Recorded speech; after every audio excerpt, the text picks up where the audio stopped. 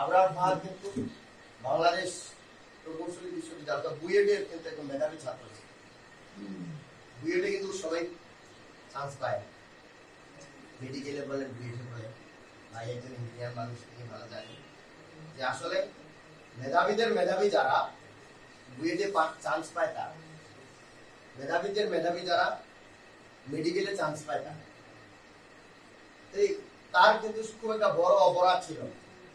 যদি তার বড় অপরাধ হতো একটা পোস্ট দেওয়ার কারণে, ভারতের আধিপত্যবাদ বিরোধী একটা পোস্ট দেওয়ার কারণে, ফেসবুকে একটা পোস্ট লেখার কারণে যদি তাকে জীবন দেওয়ার প্রয়োজন হয়, তাহলে তার আগে আমার মতো লক্ষ তোফায়েলকে আগে জীবন দেওয়ার দরকার ছিল, রক্ত দেওয়ার দরকার ছিল, আমার মতো তোফায়েলকে ফাঁসি দেওয়া দরকার ছিল।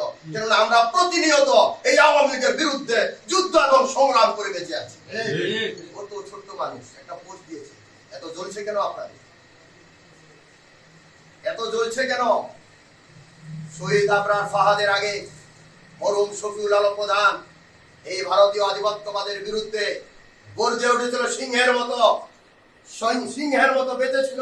প্রত্যেকটি অন্যায় এবং অপরাধের বিরুদ্ধে তিনি কথা বলেছিলেন। তার তো একটা লোম ছিঁড়তে পারে।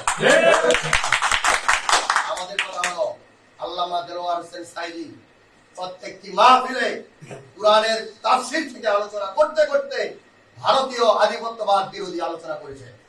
তিনি বলেছিলেন যে ভারত আমাদের বন্ধু হতে পারে, আসো তোমাদেরকে আমরা বন্ধু হিসেবে গ্রহণ করব, প্রভু হিসেবে তোমাদেরকে গ্রহণ করব না। তোমরাই নয়, বাংলাদেশ ছোট হতে পারে, বাংলাদেশের একটা মান রয়েছে, সম্মান রয়েছে, ইজ্জত রয়েছে, আমাদের একটি ভূখণ্ড রয়েছে, আমাদের একটি মানচিত্র রয়েছে।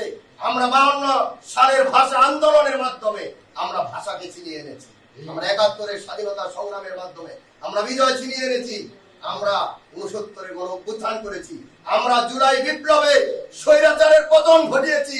বাংলাদেশ এখন আর বাংলাদেশ নাই, বাংলাদেশ বিশ্বের বুকে একটি বিশাল এবং একটি সুপ্রতিষ্ঠিত দেশের নামে পরিণত হয়ে গেছে। সুতরাং এই দেশের নাগরিক হিসেবে আমরা গর্ববোধ করি। এদেশে জন্ম নিয়েছি, এই দেশেই মরব।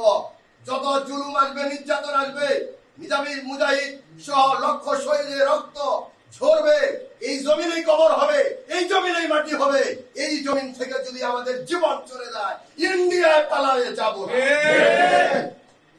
আপনার জীবন দিয়েছেন, আজকে আমাদের ছেলেরা যারা দেশের জীবন দিয়েছেন তাদের জীবন কখনো দেখা যাবে না। আজকে তাদের জীবনের বিনিময়ে আজকে এই দেশের পরিবর্তন এসেছে। আমাদের মাঝেও যাতে পরিবর্তন আসে, আমি নিজেকে যাতে পরিবর্তন করি, আমাকে নিজেকেও পরিবর্তন করতে হবে। প্রতিটা সেক্টরে আমাকে পরিবর্তন আনাইতে হবে, আনতে বাধ্য করতে হবে। আপনারা ইতিমধ্যে জানেন আবরার হত্যার মামলার যে আসামি, তাদের মধ্যে 20 জনকে ফাঁসি দেওয়া হয়েছে। এবং ইতিমধ্যে ট্রাইব্যুনাল গঠন করে এই ফ্যাসিস্ট সরকারের যে বিচার ব্যবস্থা সেটা ত্বরান্বিত হয়ে গেছে। এবং একটা রায়, প্রথম রায়টা হয়তো এই মাসেই হয়তো আমরা ওই রায়টা চোখে দেখতে পাবো। ইতিমধ্যে এই ফ্যাসিস্ট দলের বিরুদ্ধে যে মামলা করে তাদের দলটাকে নিষিদ্ধ করার জন্য, তাদের দলের বিচার করার জন্য মামলাটি ইতিমধ্যে প্রক্রিয়া শুরু হয়ে গেছে।